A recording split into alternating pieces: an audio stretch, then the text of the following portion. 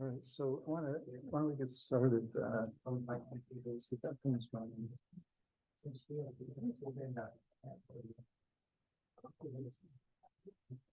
So for the for this homework,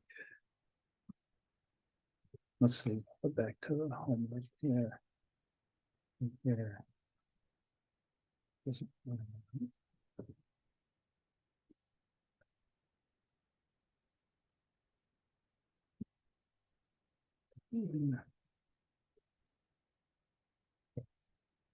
All right, so the homework. All right, so it asks, it's partly in the lecture, you know, but so it asks like, where does this thing come from? This DMDT, DSDH thing, and that's kind of in this. It's in this Alberti paper, this MIT guy that does a long thing about Maxwell.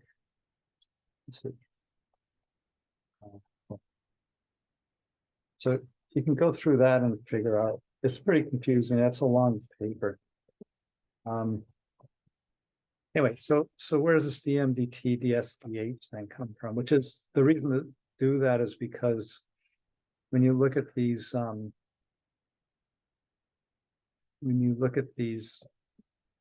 high entropy alloy magnetocaloric, actually the magnetocaloric materials, you end up with that like DSDH, which would be H is B equals DMDT. That's the same Maxwell thing that is in that.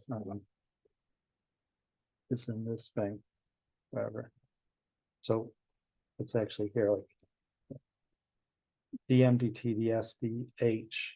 So that's the one that you need, right? And that's so anyway. If you this you have to do a Legendre transformation, right? So you have the thermodynamic square. So you say like dA is minus SDT VDP, right? So minus SDT VDP, and then you say it's iso. Let's see, dA is SDT PDV. So you say isochoric dV0. So you get rid of the PDV part of this, and then so you have dA is minus SDT.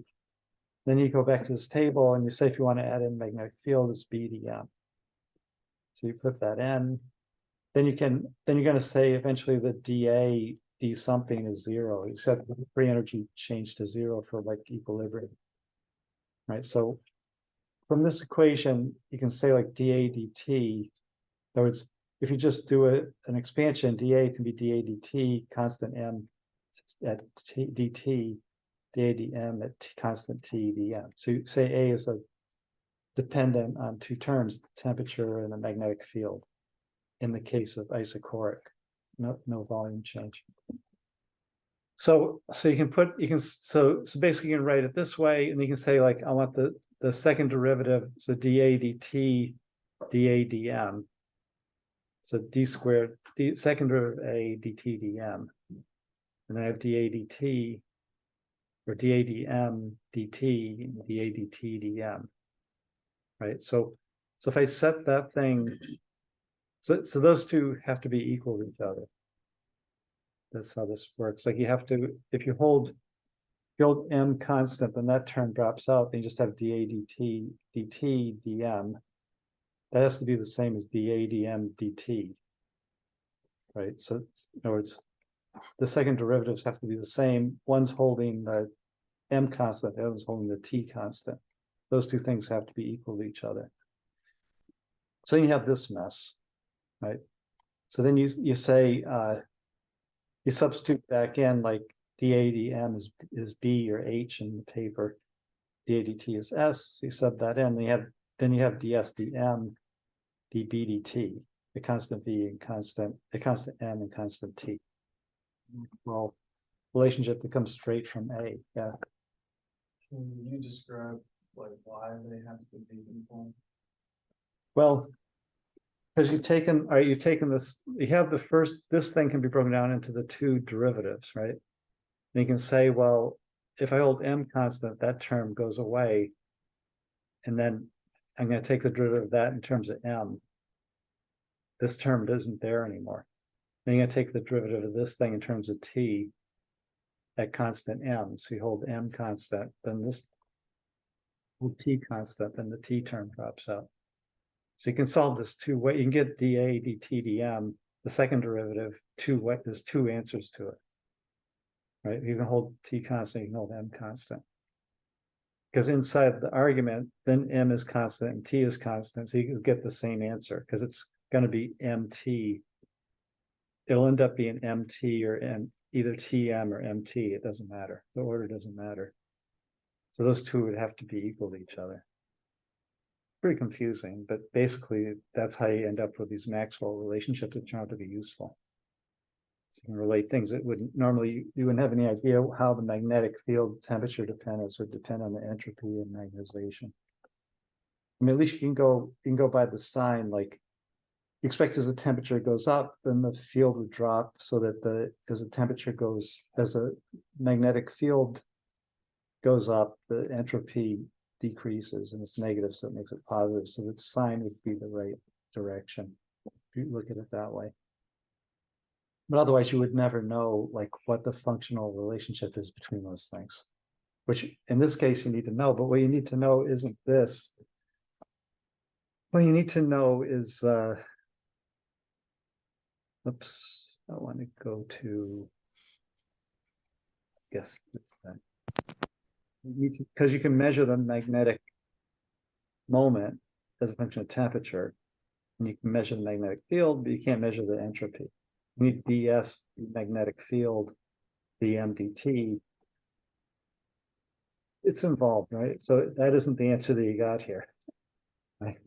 But so how do you get in other words, you want to get like this one, dm dt ds db or ds dh, and you have dB ds dm. So it isn't the right one. So how do you go about, and that's what this Albert paper kind of goes through in length, but you can see here, so it's kind of important. You have to do this for the homework. That's kind of why I'm going through it, because normally you wouldn't necessarily need to, I mean, you're not going to wake up tomorrow and need to do this. So I apologize in a sense that I'm dragging you through it, but if you have like,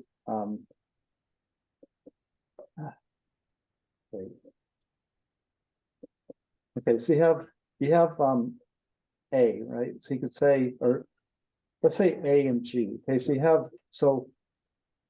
have dG is S dt, like minus S dt plus dDp. Right? And then say you wanted to get like from that, you wanted to get that A, so you know also that dA is minus S dt minus S dt minus PdV. Right? I mean, you know that, just keep that in your mind, like the cloud or thing. That's the answer, right? So what Alberti does is he says, I'm gonna have a complete, so, and I also know that G equals A BP, right? It's gonna be A plus BP or PV.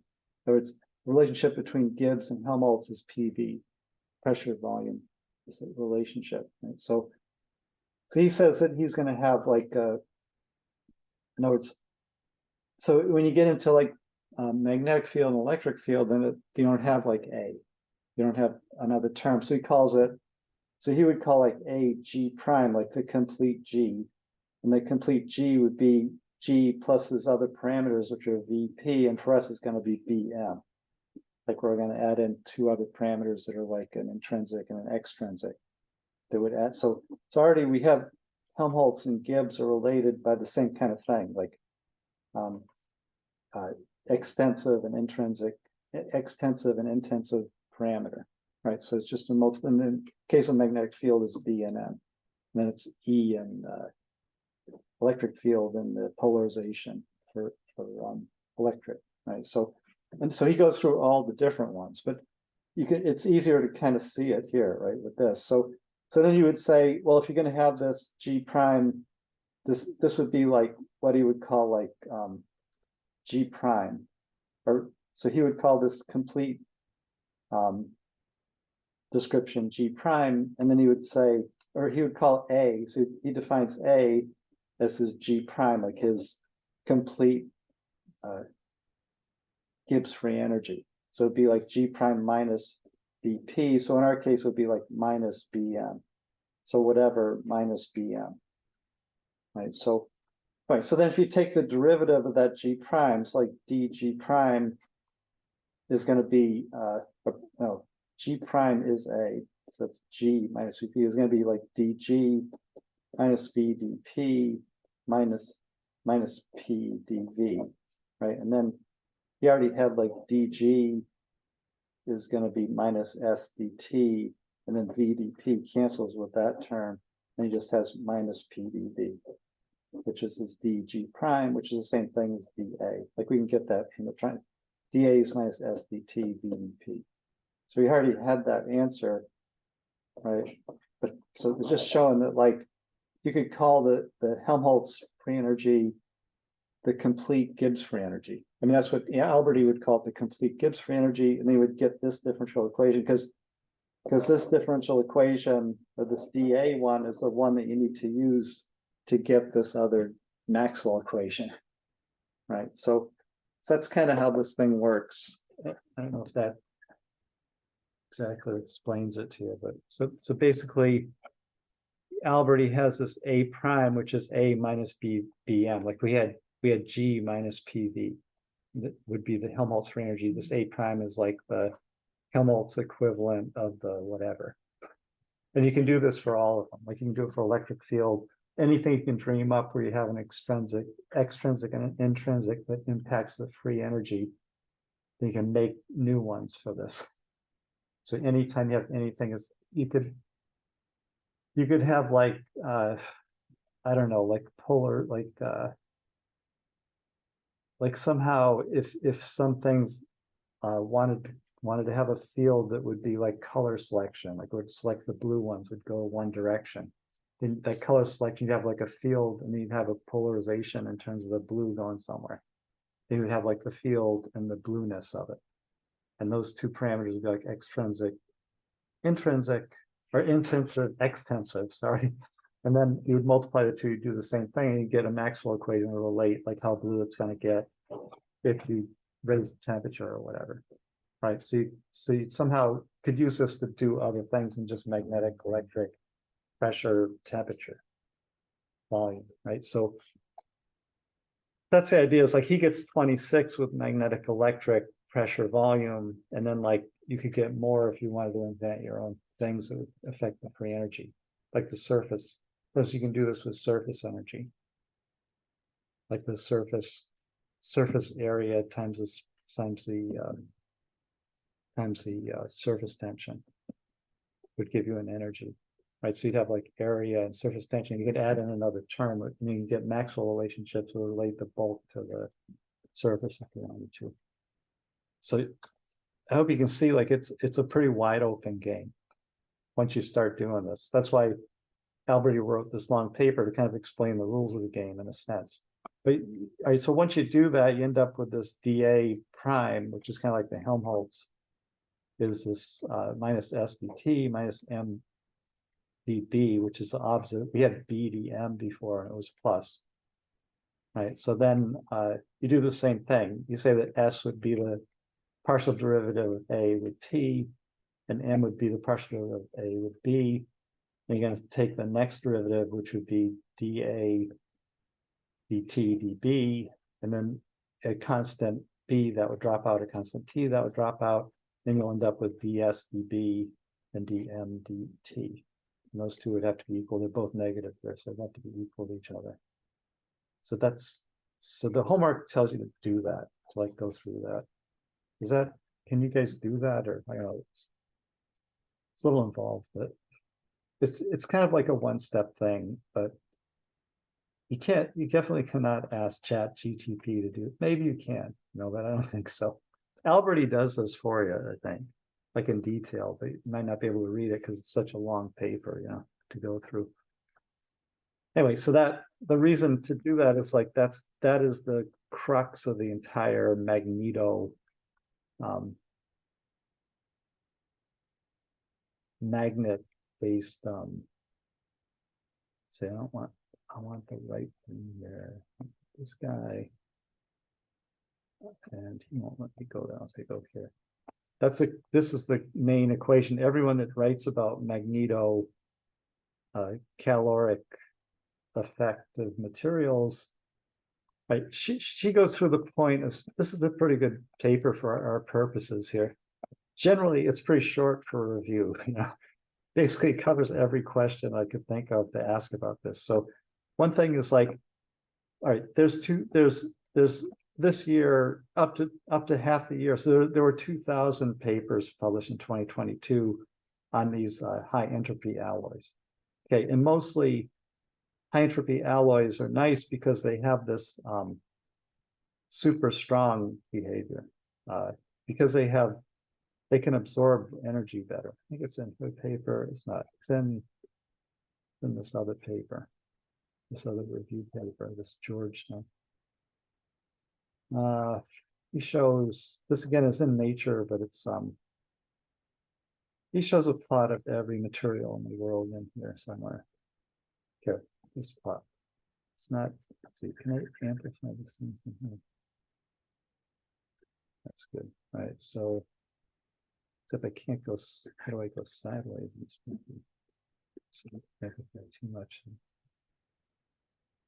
All right, so his this is a high entropy alloys up here. They're really tough and they're really strong. It's like super mechanical property materials. Then ceramics, like normal silicate glasses or something, break easy, low fracture toughness, and low yield strength. So they only yield at like 0.5% or something, they'll break, right? And then they have no, so they have a high modulus, but basically they break easy. And then polymers don't break very easy, but I guess they don't, the fracture toughness, I mean, it depends how you judge this, right? So, but anyway, they don't like polymers, they put them like lower.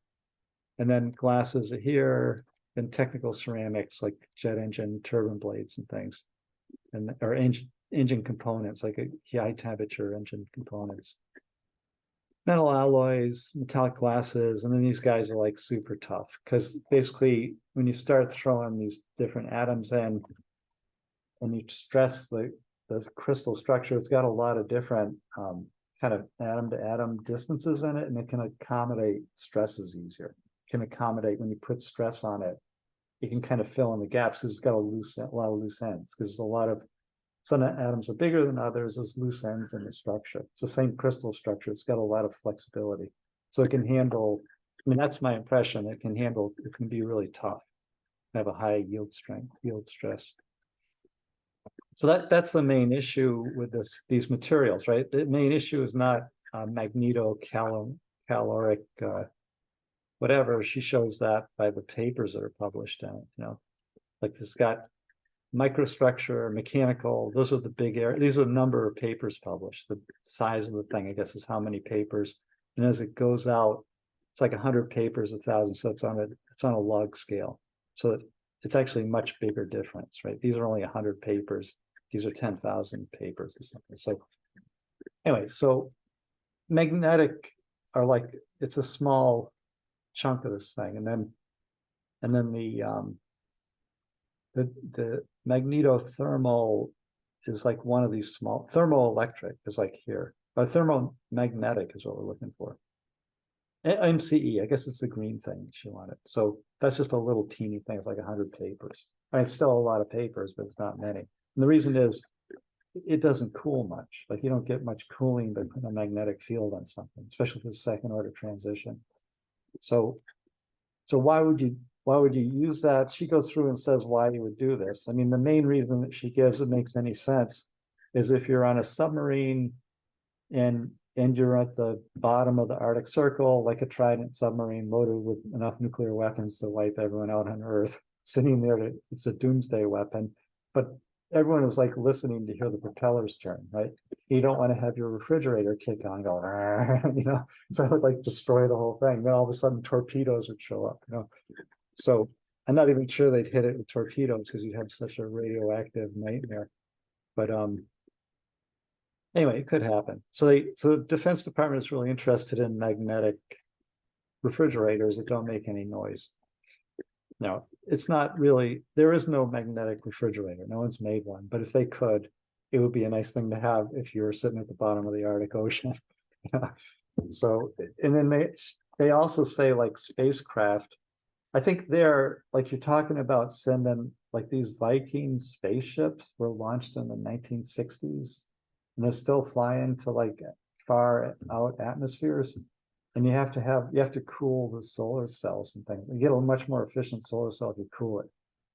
So magneto, and it has no moving parts. It's like there's nothing to break.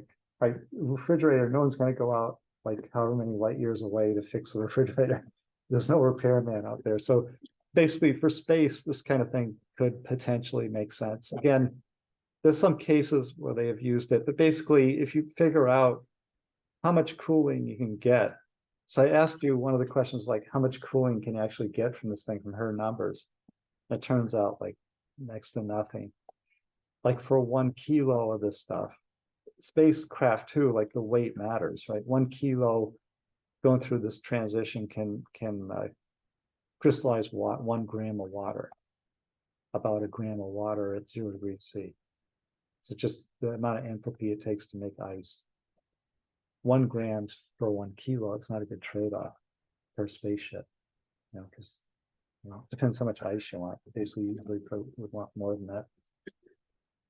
Anyway, so she does that. She does a lot in here, so it's kind of a good paper to look at. This is just a 2022 review, you know, but she shows why, or tries to show why this is a second order transition. So again, the Curie temperature is known as one of the keystone second order transitions because Landau kind of used it to define a second order transition. Right. So she shows like first order phase transition, second order phase transition. She has SOPT or FOP. Right. So first order discrete change and the magnetization, second order is this swoopy thing. And if you take the first derivatives of those, which is the derivative of that is the entropy by the magnetic. Okay, so that's why the derivative of the magnetic dt, the slope of this thing, is that where the action's coming from. That gives you the ds, that gives you this nice kind of area that gives you the energy that it's going to absorb. So in our paper, it is.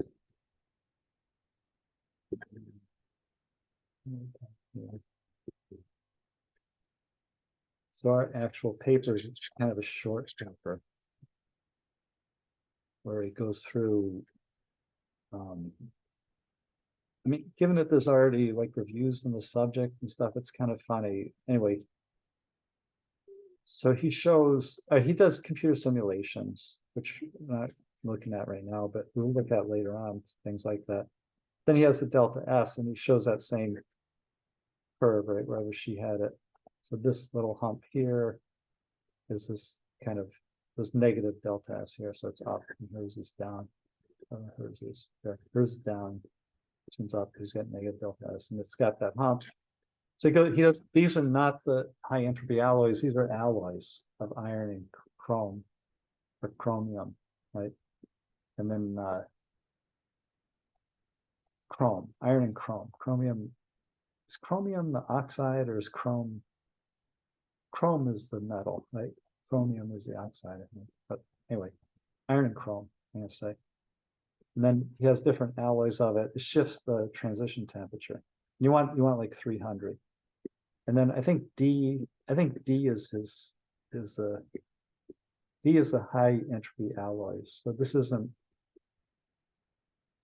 the one I think that is going near room temperature. So that's like the magic one. Right, so there's various magnetic fields here, shifts it a little bit. So, all right, so that's the idea. Like he can get this kind of delta S at a certain T, and that gives him an energy. That's the energy he's going to use to refrigerate with. So you can figure out how many joules you're going to end up from that area. He gives it here somewhere, like the joules that you get out of that, and it's almost nothing. It's per kilo, right? This is per kilogram. So that's a lot. That's a huge amount of material. So if you figure it out, it isn't much. It's not enough. That's why they aren't really applied anywhere. And there's some like figures of merit he goes through and stuff. So that's one thing.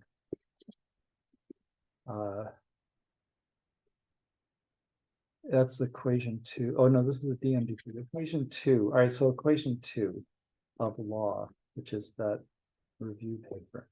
Equation 1's this. And then there's this equation that shows up in everything. This is like the main equation, like the Boltzmann equation. And so this is your mixing rule for when you have, in this case, you have a BCC crystal. And it's got 5 components, and all the atoms, all the metal atoms are pretty close in electronegativity and also close in size, within 15% in size. So they can all fit in the same BCC lattice. So you can put in all these 5 different metals, and that makes it if it's got more than 3, it's called a high entropy alloy.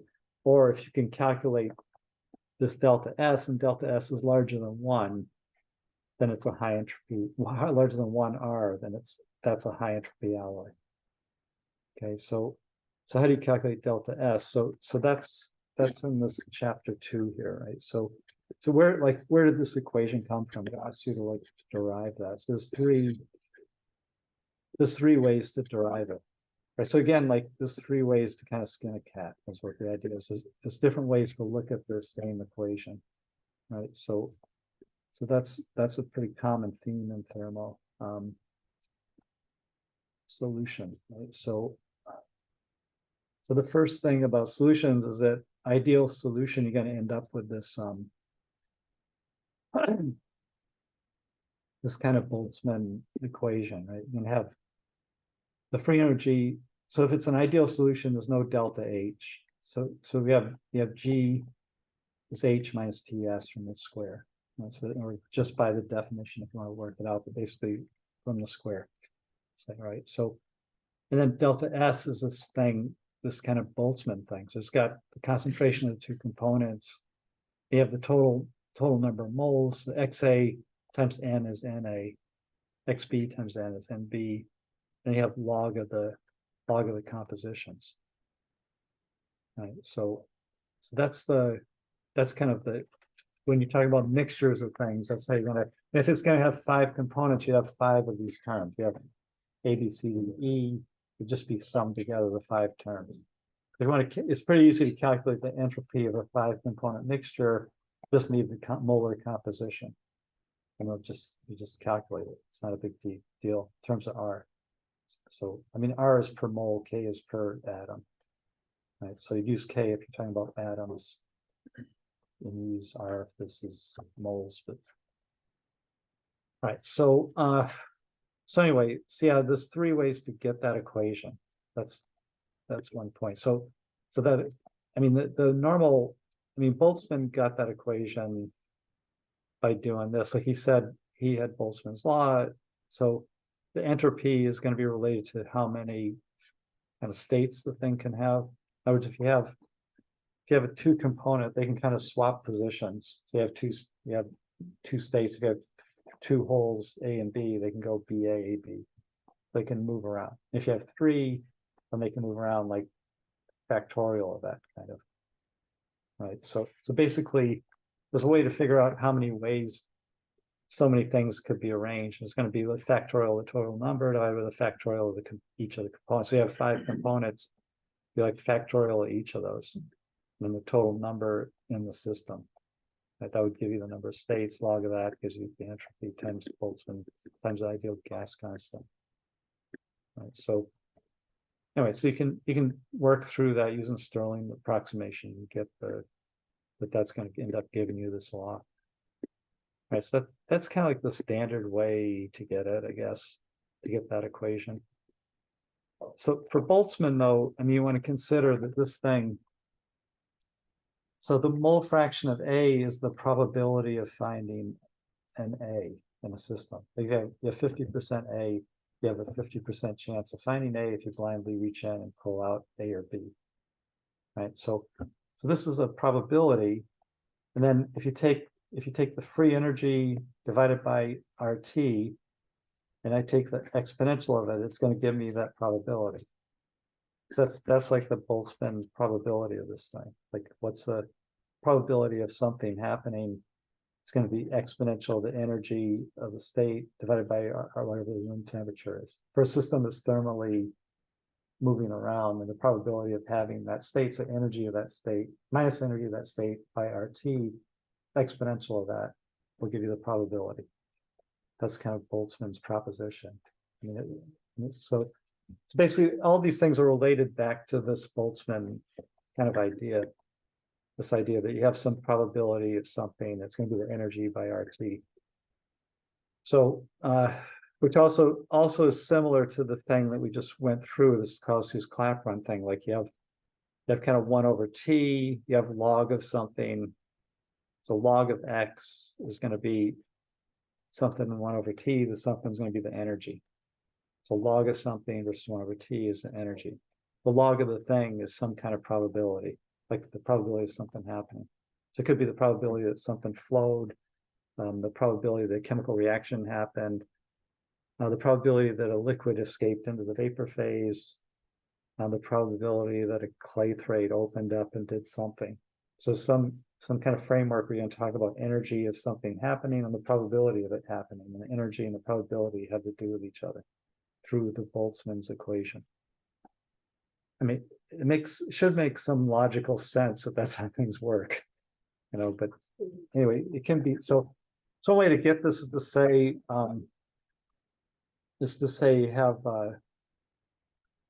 so if you say isothermal ideal gas, you have dG, then you end up with dP by P, which is ln of P by P naught for isothermal. Right. So if you have dGs minus SDT, BDP. If you say isothermal, the S part drops out, you just have the BDP part. You have G is this thing. And then if you use Raoult's law, say P is X times P total, and P naught is P total. Then those two cancel out, and you just have ln of X left here. Then you have that law right away. Like that comes right out of just the derivative of the free energy. Under the ideal gas and isothermal, what's ideal gas? That means you have no entropy. I mean, no enthalpy. So you have delta H is 0 for an ideal gas because there's no enthalpic attraction between the atoms. And also the excluded volume is also kind of enthalpy. Right? So if you say there's no enthalpy, that's automatically an ideal gas. So the whole thing is, so you can look at it different ways. That's the point. So and it makes you realize what an ideal gas is, a thing without an enthalpy. It's just got entropy. When these things mix, they're going to have this. Anyway, things will all link back together if they're true, I think, in general. So you should have more than one way that you can get this thing. So yeah, it's possible to get this mixing law from this kind of pressure approach, just saying that the dG minus SDP thing. This thing, I mean, there's nuances to this. So if you have a real gas and you say you replace P with the fugacity, and if you have a real, so we'll talk about this later in this chapter on mixing, but so for a real gas, you have a thing called if it was an ideal gas. So you have the pressure, what would the pressure be if it was an ideal gas? That's this fugacity. And then when you get to solutions where this would be the mole fraction X, ln of X, you swap out ln of A, the activity. to account for the fact that it's not, in other words, it isn't, because the atoms aren't just passing through each other and they don't have attraction if it was X, but if they do have attraction and they can't pass through each other, then you have A that accounts for whatever's in the van der Waal equation to talk about how things interact with each other, or any other thing that you could dream up is buried in this A. So A is related to X by something called the activity coefficient gamma.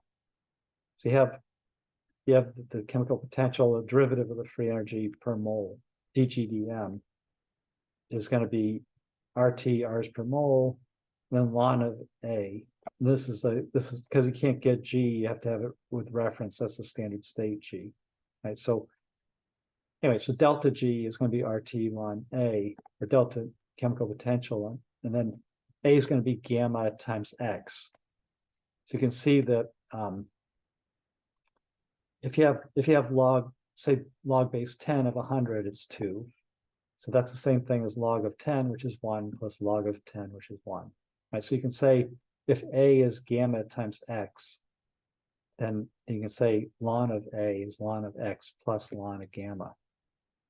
Right, so from this activity thing, if you break it into activity coefficient, you can get this back to ln of X, which is the ideal. So you can separate the ideal from the non-ideal. In other words, the excess due to these activity stuff, the non-ideal part, or the enthalpy part, by saying ln of gamma, then add in, so ln of X with nothing, then ln of A becomes ln of X plus ln of gamma. So you just have another term to deal with the enthalpic. And then you can talk about the gamma activity coefficients of them in dealing with the enthalpy. Those will be related back to the enthalpy of a solution.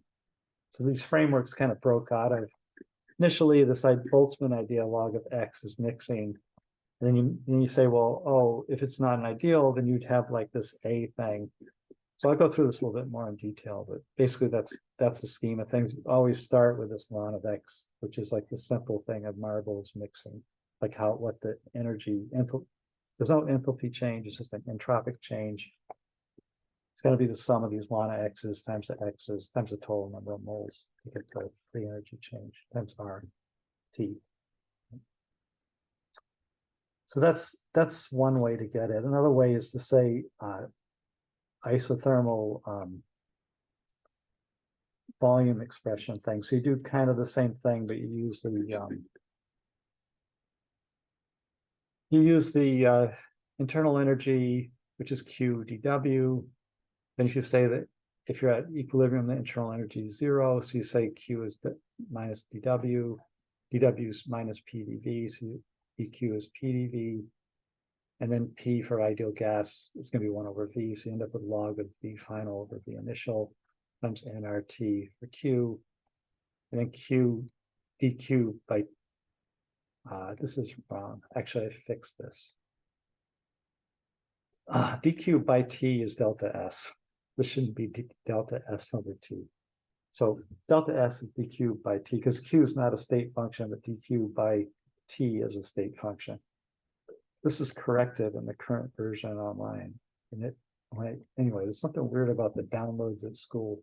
It's got the old versions, but anyway, so anyway, if you sub in dQ, which is this ln from delta U is 0, you sub in dQ here, and you can solve for ds ln of Vf over Vi.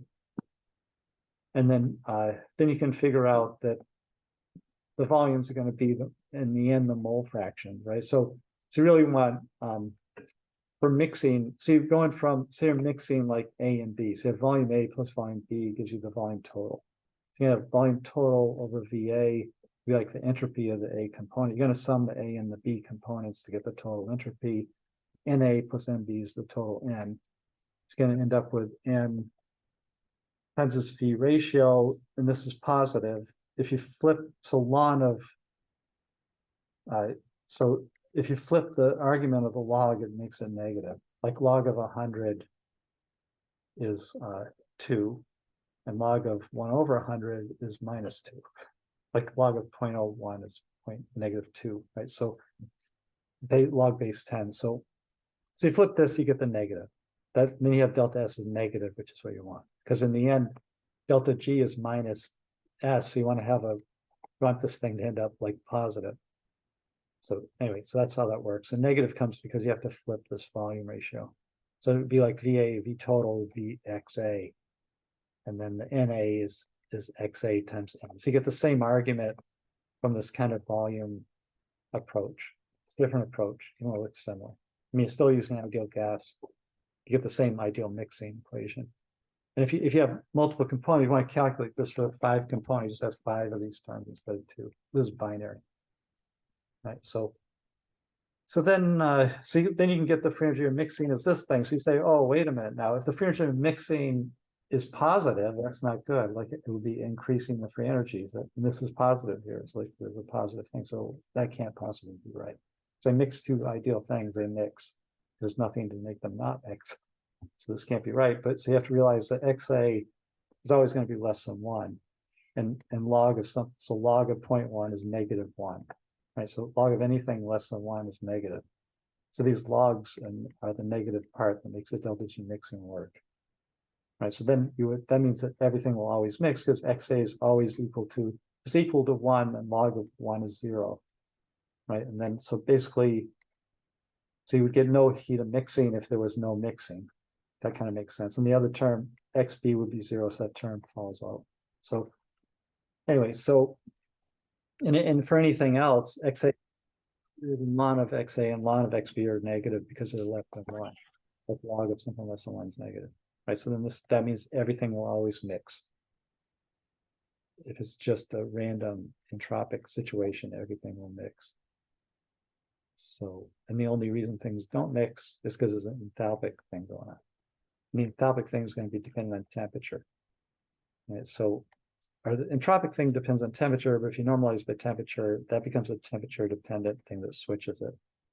Right. So, or I guess entropy, which is temperature dependent relative to a fixed enthalpy. So the entropy becomes more important at high temperature. So it mixes better at high temperature. Lower temperature, it comes out of solution because the enthalpy dominates because it doesn't have a temperature term. Usually when you talk about this, you divide free energy by temperature. So it seems like the enthalpy has a temperature dependence.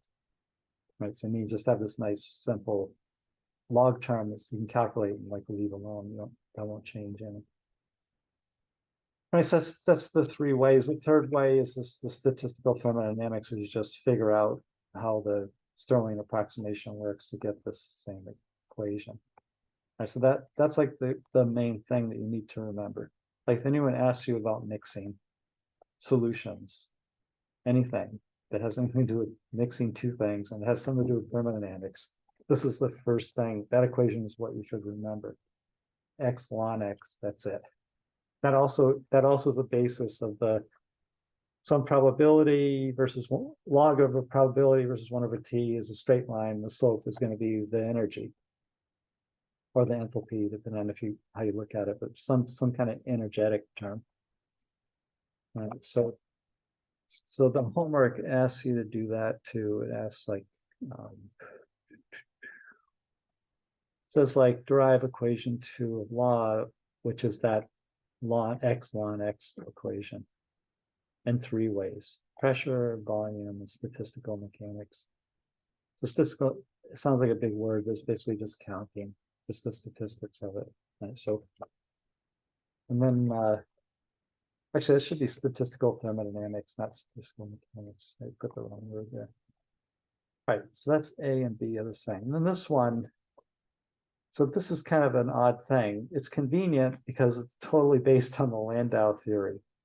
This is what's called an arrow plot. And this is a wiki page that's pretty good to look at for it. That actually worked. That's pretty good.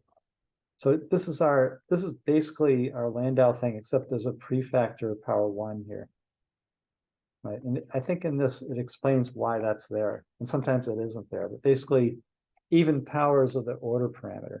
And the order parameter here is a direction the arrows are pointing, which you can quantify with how magnetized it is. Like, is it north-south or is it just not magnetic? So M would be 0 with paramagnetic, it's random, it's got some value and they're pointing up, and that's M. Right. So So anyway, that's the Landau that we had before. It's T minus TC, so it goes negative. This term goes negative when you're below TC, and then it's positive when you're above TC. So it becomes paramagnetic with magnetization 0 for a solution. When everything's positive above TC and below TC, these terms duke it out, and then you get a magnetization. You get a magic magnetization, where the derivative of that thing reaches 0, the minimum value. That's got a magic M and not, right? So anyway, so that equation, so that we, all right, so in the notes, wherever they are, inside this thing, we have to fix this problem I have. This is the corrected version of this thing.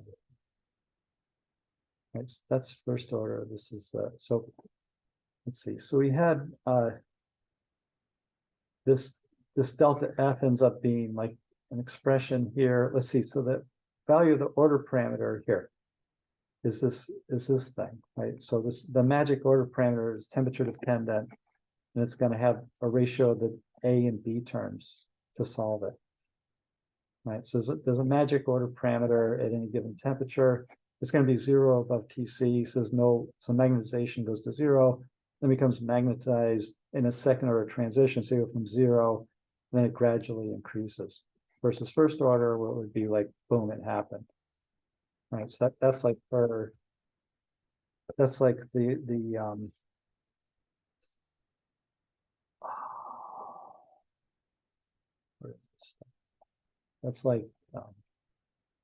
she shows that in this page in someplace off the top. So that's what she's showing, that gradual transition or a step function for the magnetization versus temperature. Right, and then the derivative is going to give this hump for a second order, and it's going to give like a spike for the first order. And we're expecting second order for a ferro to paramagnetic transition. So where was I? I'm going to go back to so the question is, let's see, oh, the arrow plot, right? So that's where he gets this equation. So it'd be like gamma squared is A by B. That's what we had for that answer. And if you include this first term, you get this other part of it, this H by M. H is, so the units change, the symbols change. H is magnetic field, B is magnetic field, right? So there's either one can be used, capital M or small m. But capital T is always temperature, and small t is always time. Like you have to, that one you have to remember, because it will get really confusing if you confuse time and temperature. Things get messed up, right? So anyway, so that's the same equation we had, except they have this first term, and that leads to this thing. So you end up with a plot m squared versus 1 over m. That's just called the arrow plot for these magnetic thermal materials, right? It comes directly from the Landau equation for this stuff, right? So if you make that plot, then the A and B values, so the whole behavior of this thing depends on what order the transition is, because A here is temperature dependent, T minus TC over whatever. So A has the temperature dependence to it. So basically what happens is that if you're in the, let's see, if you're above the TC, you get this kind of concave down shape. And if you above it, you get this concave up shape. So that's the thing you're looking for, is a transition for a second order transition. Following the Landau theory, this arrow plot is like the main game that's going on. And then you have this concave down, concave up. Between those two, I guess it's a straight line, and that's TC. Right. So if you go back to she shows this in that review, wherever it is. I think, or our guy shows it. No, our guy shows it. Let's see.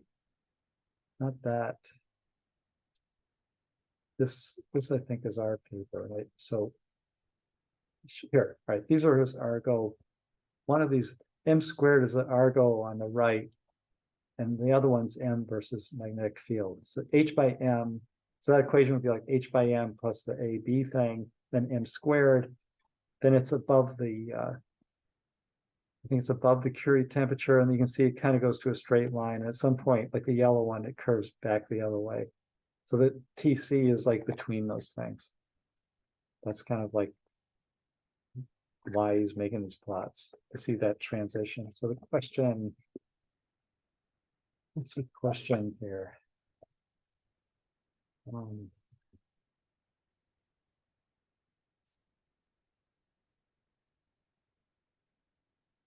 The question is,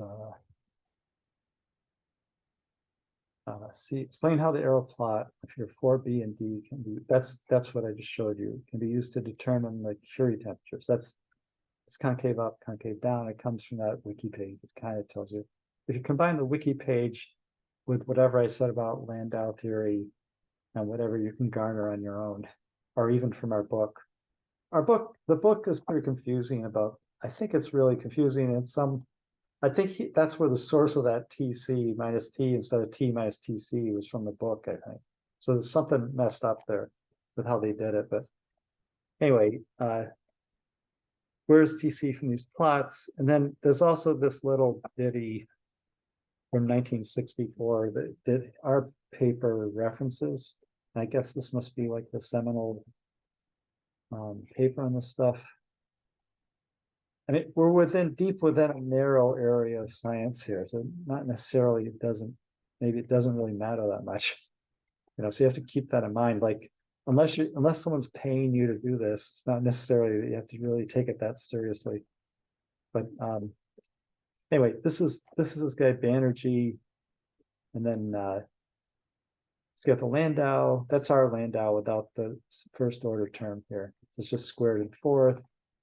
And then he goes through, I forget what this paper helps you with. Basically, it's only 2 pages, and he kind of explains, this is where the arrow plot came from, and he explains like what the values of the slopes are in the arrow plot and how that relates to first and second order. This seems to be, I read this paper, but I don't remember exactly what I got out of it, but it seemed to be enlightening when I read it. So I'd suggest reading it. And the homework says to take a look at it. So it's from the web page right after the thing. Anyway, so you can mess around with that. That should be plenty of Landau to make you feel like, sufficiently exposed to it. And then figure out from the plots how many grams of ice, which I think is the way I did it, and I just did it in my mind. So it may be completely wrong, but I got 1 gram per kilo of the stuff. Take a kilo of this high entropy alloy, which is going to cost you a lot of money, and it's going to weigh a lot. And you're going to go through that transition, and you can freeze 1 gram of ice at 0 degrees C. That's what I got. But basically, you might find a completely different number for that. Because again, that was just me looking at it and saying, wow, I wonder how much ice you could freeze, and realizing like it's almost nothing. So, and that explains why there is no magnetic refrigerator on the market. So, using especially a high entropy alloy. So then the question is like, what is going on with this paper? I mean, why are people even bothering to do this if it's something that's like, looks like you can't use it for anything? So why, and also they're using entropy to measure the transition, and they're talking about high entropy alloys, right? So that word entropy comes in twice. See, it would lead you to believe that because it's a high entropy alloy, that's why you can get a good entropic transition to make a refrigerator. That was my assumption when I looked at the title. But it turns out, the way I see it now, and I may be wrong again, they have nothing to do with each other. The reason they're using high entropy alloys is because they have a high fracture strength and a high toughness. So if the other kind of materials are these rare earth, there's a rare earth like Palladium or something I haven't heard of before. But there's a metal that has a pretty large second order transition, pure metal, not a mixture, not an alloy. And that's what everybody uses, and apparently that stuff is really brittle. So if you can get the same thing out of these high entropy alloys, they're better because they're tougher. And has nothing to do with, so the two entropies are totally unrelated to each other. One's a mechanical strength that you get from mixing a lot of different things together. Like it's kind of like the mud idea, like the more mixture of breeds you put in the dog, the nicer the dog you get. So it's like the more metal atoms you can fit in, as long as they fit in the same crystal structure. If they phase separate, then the game's over. Then you just get like cheese out of it and it just fall apart. Right. So but basically if they can fit into the same BCC structure and you can cram them in there, then that thing has a lot of toughness because it's got a lot of flexibility, extra flexibility, because some of the atoms are slack and some are tight, and it makes it a nicer thing, right? It's a mutt concept. But anyway, has anyone else heard of that mutt thing? Like if mixed breeds are better than pure breeds or in dogs? I don't know. Anyway, I heard of it somewhere. Maybe that isn't true either, so but somehow it seems to be kind of true. I mean, the purebred animals tend to be like have a lot of issues, I think, not just dogs, but so anyway, so transitive solid magnetic refrigeration, figure 5. So what's relationships? I think there is no relationship except they make it tough. But you may find a different answer to that. So don't think that what I say is the truth. So the advantage seems to be mechanical. Like if you look through her paper, her review paper, and look through that other paper, that other review paper, this HEA, most of the stuff they talk, I mean, the main point here is that it's at the top of this plot. Like this plot, you want to be like here at the corner, and they're like right there, pretty close to it, right? And other things aren't. So maybe the other metal is going to be like down here, and this stuff's here. All right, so that's about that homework. Hopefully it's all right. Any questions on that thing? There's like 3 things. You can glance at the reviews. You might find it interesting, it's possible. And then if you don't, I think you can get through it pretty easily. And then it seems to cover actually a lot of things. So it covers the Landau, it covers the mixing stuff, covers like a lot of things for one paper, and it's like a kind of a cheesy paper. I don't know what it's published in. It's published in like, oh, all right. The other thing he does, so we'll talk about this a little bit later on, right? So the first part and maybe the main part of what they do computer simulations of electronic states and these alloys to get so basically they're using the first part. If you start reading it, then you're going to be like totally lost about what's going on here. So I should mention that, I guess. So, and I'm not an expert in this stuff at all, right? The business about density functional theory and this vast program. So what I know about it, after talking to people that work in this, is that it's expensive. Like you have to buy. So most things, like if you do molecular dynamics, you can use lamps, and that's free. It was written by like Sandia, and they give it out free. There's some other molecular dynamics things you can do for free. And so a lot of the soft matter simulations are really cheap to do. I mean, you can make the problem complicated, so you have to shell out money to use a supercomputer, like Ohio supercomputer. Like it's not even going to be that much, like $1,000 or something. Or you can buy your own computer and run it on video cards. Like the video cards run faster or something, right? So you load them up with video cards. Anyway, so and those are really useful. Like you can do so many different problems with those. And then there's like if you do large scale, you're going to talk about finite element simulations. Like if you want to get up to like millimeters to bridges and things, then you do like finite element. That's one area of simulations. And then as you get smaller, so you get to colloidal sizes like soap polymers, basically anything that's kind of like goo, moving around, biological things, and it's molecular dynamics, but you take it to, so molecular dynamics started with atomic level simulations, atomic force fields like 612 potential and things. And then you can move into larger scales and use simpler potentials and just say, a sphere is my like my polymer is a sphere. So my cell or something is a sphere. You can have a potential between the spheres that matches up somehow with nature. Then you can simulate like anything you want, like mud or something, anything, right? So those are all like molecular dynamics, basically. That's what I think most sane people are doing, because it's fun to do. You get color graphics, you can make a movie of the stuff moving around. Then this thing, you're not going to get any movie. This thing's going to be doing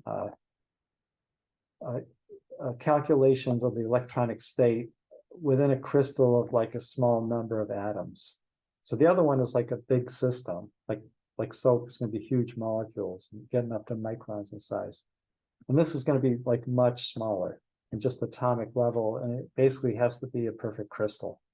So here, like this is a nice system because it's BCC, it's a perfect crystal. They can swap in different atoms. They can get, so with this density, so density functional means density of electrons. So, and functional means like the interaction between the electron clouds, basically. So how does an electron cloud is going to be essentially responsible for the magnetization of the material?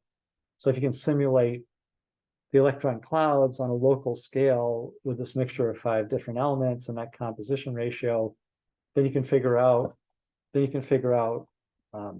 basically the magnetization. So these are I think calculations. So these are XRD.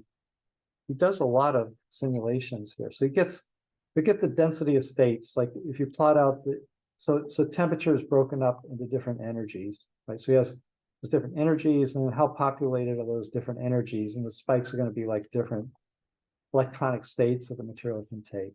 So he's got a pattern of like what the electronic states look like in the materials. From that, he can calculate the heat capacity, and you can calculate the magnetization and the whole 9 yards of the system. So once he can do the simulation, but running the software, so you have to buy the software, it's going to be like $100,000 to buy the software. Right? And there is no shareware for doing this. Like for molecular dynamics, everything's shareware, it's like a free-for-all. This isn't. This is all packaged and you have to buy it.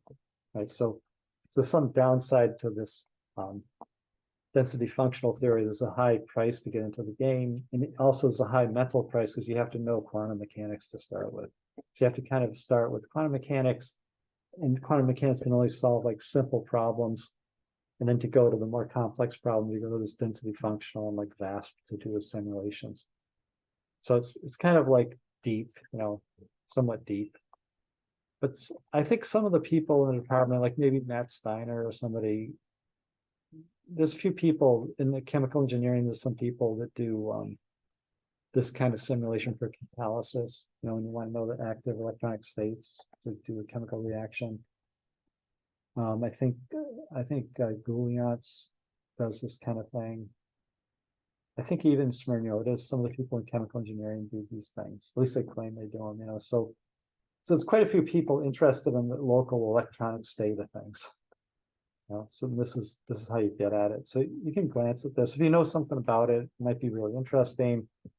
Otherwise, I would skip that whole part and just go to the thing where he's doing measurements. And then he compares the measurements back with the simulations at the end, and just say, yeah, I agree with that, or I don't, or whatever.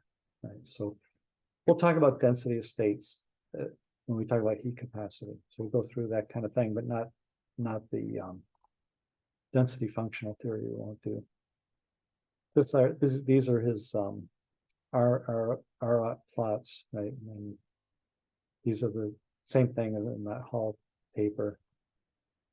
And then, so basically, it's kind of interesting to look at. He even does some mechanicals on these. Anyway, so hopefully that'll be worthwhile looking at that thing. All right, so any questions on that stuff? Not sure where to go to now. Let's see,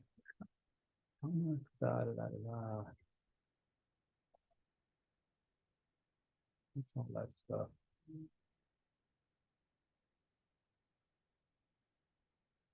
Like we've left something behind here, but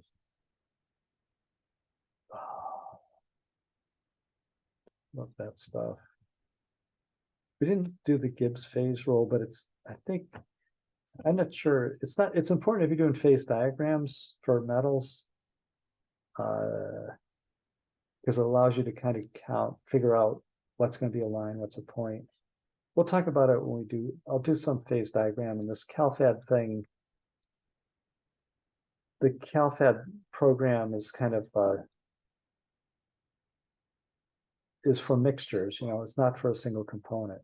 So this section is on single component, yet this thing sitting here, because it's a metallurgy thing, and the equivalent low molecular weight thing is the Prios, like to calculate the free energy and enthalpy of any kind of single, like low molecular weight material. Right, so kind of chemical engineering stuff.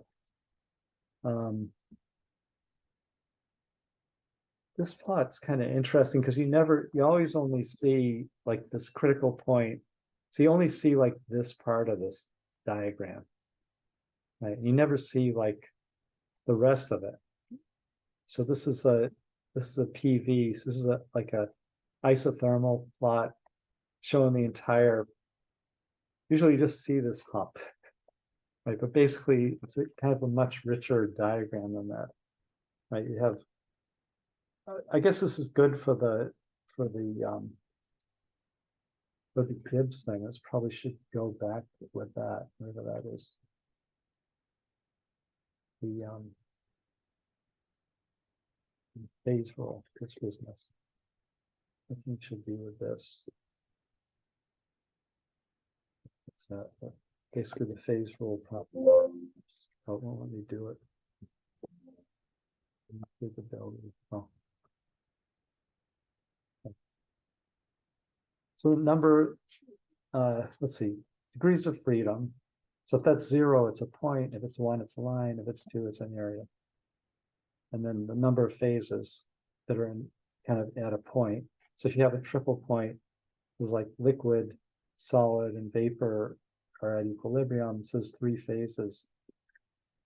And then you have components. This is a single component. Plus 2 is 3. And then n. Anyway, this ends up being 0. So that would be, you have 3 and 3, that's 0. N's a number of components, isn't it? No, what's that? C is the components. What's N? Oops, yeah. Additional plus the number plus 2 plus the number of additional components considered. Let's see. Number of components C. Well, forget about N. I don't know what that means. So anyway, so basically this would mean like if you have a triple point, you're gonna have, it'll be 0. Like number of phases 3, number of components is 1, plus 2 gives 3, so you have 0 degrees of freedom. So you're at a point. And if you're at a point where like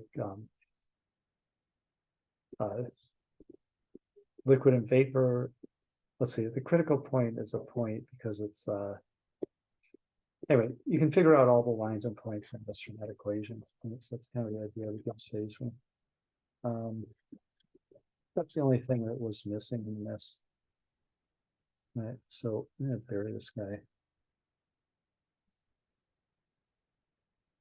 Then this mixing business. So it's like the next chapter. This homework's good too because it kind of combines the 2 things, right? So solutions. So I mean, you should be able to convert so you have like volume fraction and mole fraction and then mass fraction. You have like 3 kinds of fractions. So it's kind of important to know that they aren't all the same thing and how to convert between the things. Kind of the density and molecular weight are gonna let you shift between those. Like the mass by molecular weight gives you the number of moles, and the mass divided by the density gives you the volume. So the volume fraction would be like the masses by density, mole fractions masses by molecular weight, and the mass fraction is just the masses, like Ma over Ma plus 1b. And so it's possible to have any of those kind of fractions that you're dealing with. So generally, we're kind of interested in X, like the mole fraction. And generally the thing that you're given is like the volume fraction or the mass fraction. Like experimentally, you're going to be working with mass fractions or volume fractions sometimes. If it's liquids, it's volume fraction. If it's solids, mass fraction.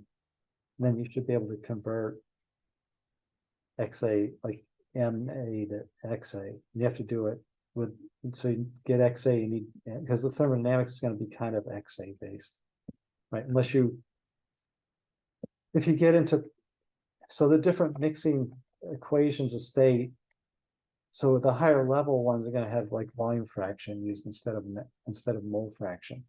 So it isn't necessarily true that it's always mole fraction, but the initial ones, because of Boltzmann law, is going to be mole fraction. So that's kind of the way, the basic way to do it is to talk about mole fractions. What else is going on here? So that, yeah, this is all defining entropy, but what you'll find in papers is that there's a lot of different kinds of entropy. So we have the kind of entropy in this paper is exactly that kind of configurational or combinatorial entropy, like the X, just mixing the marbles together. So the marbles entropy would be 0 if they're all red and blue at the top and bottom. And you shake it up, the entropy is higher, right? You could calculate it just from the mole fraction. Like it's 50% red and blue is 0.5 times ln of 0.5 plus 0.5 times ln of 0.5 gives you whatever the entropy of times R gives you the entropy change, right, on mixing. So then there's a lot of different kinds of entropy. So we'll be looking at this when you talk about heat capacity, because if you have molecules, so they can rotate, they can translate, right? So basically that's going to kind of generate entropy. So how the things, so if the thing is, if you have a molecule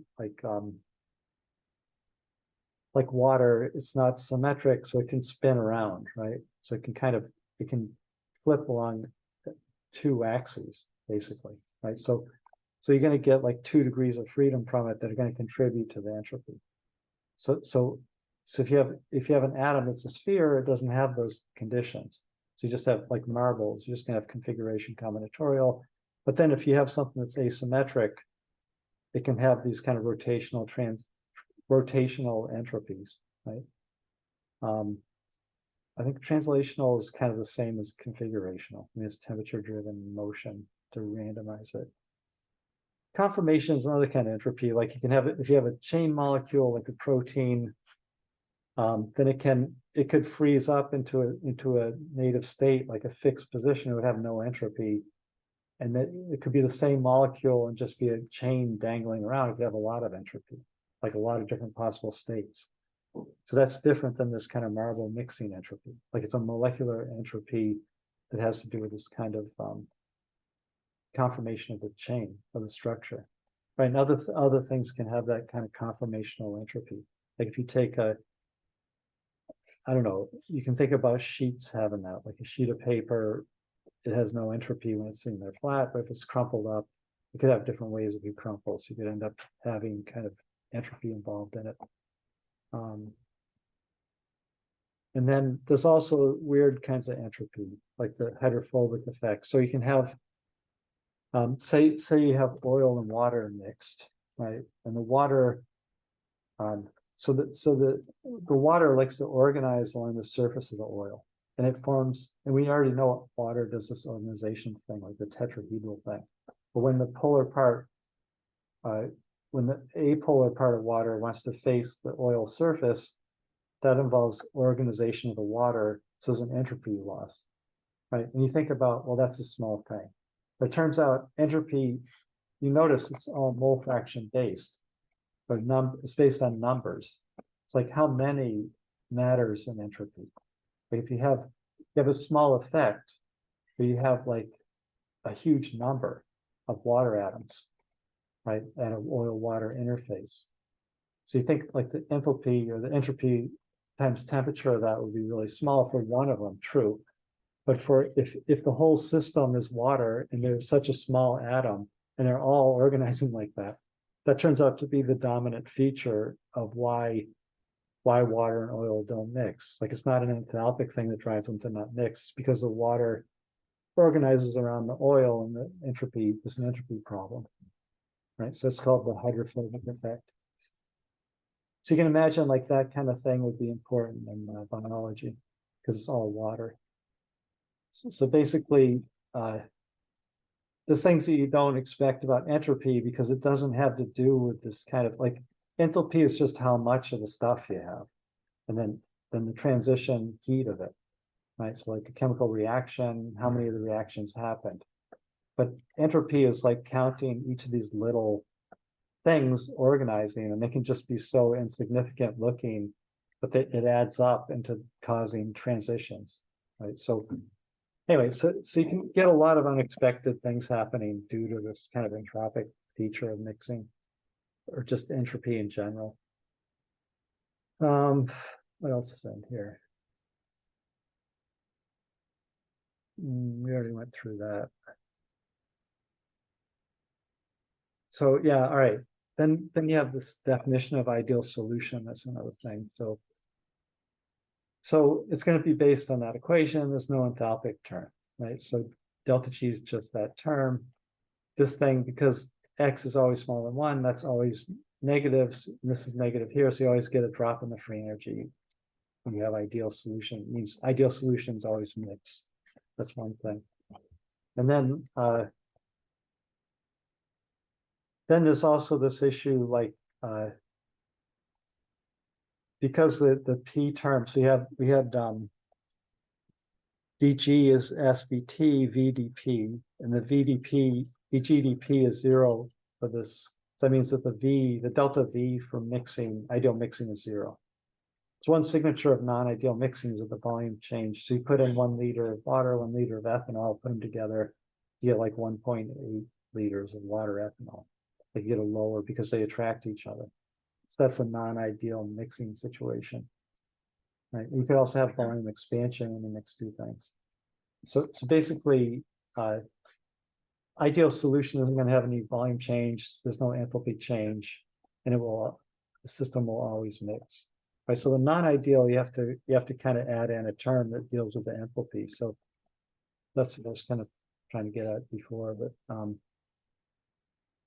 anyway, so you're gonna start with this x ln x term, and you're going to add in something like if you have binary interactions. So it's just like before with the van der Waals, when you consider binary, you take the density squared, or 1 over v squared. So you have the probability of finding 1 is the density, the probability of finding the other is the density, the probability of finding 2, you multiply the probabilities, you get the density squared. So if the probability of finding 1 or A, probability of finding B, then you multiply the 2 to get the binary interaction. And then you have some number. This says like, what is that interaction? What's the average interaction between 1s and 2s? And then that just sums to give you the energy. That's going to be a positive term generally. Like it'll favor demixing. So these are negative. That's positive. Usually write the free energy per kT. Anyway, so another way to write that is to use the activity instead of the composition. You have this thing, and then again, like activity is gamma times x, and ln of gamma times x is ln gamma times plus ln of x. So you can break that into the x1, x2 times that interaction parameter is going to be this gamma term. It looks a lot like the original entropy term, but with the gammas in it. Right. So anyway, so I'll go through this next time. This leads into like a whole slew of like equations about gamma and things. Right. So anyway, any questions on anything for the homework or any of this stuff? So these guys I sent out an email. These guys are coming to talk about like a solar panel company, and they usually talk to the undergrads. If anyone's interested in the 413 summer, in that other class, Then today we're going to go over to the power plant too, to the EC power plant. We'll get there. We'll leave around 3, but basically we'll get there around 3:15 if anyone wants to go. You want to go today? Yeah, at 3:15. Okay. I mean, you can arrange a tour of that place. If you get a group of people, you can arrange a tour whenever you want. I can give you the guy's name if anybody wants to do that. We're going today, it would be convenient, so we can go then, but. Because it's right after the other class, so. But it's pretty interesting to see. I think it's a pretty interesting thing. Anyway, all right, no one else is interested in this. All right, so anyway, so have a good weekend, guys. Let me know if you have problems, just email me.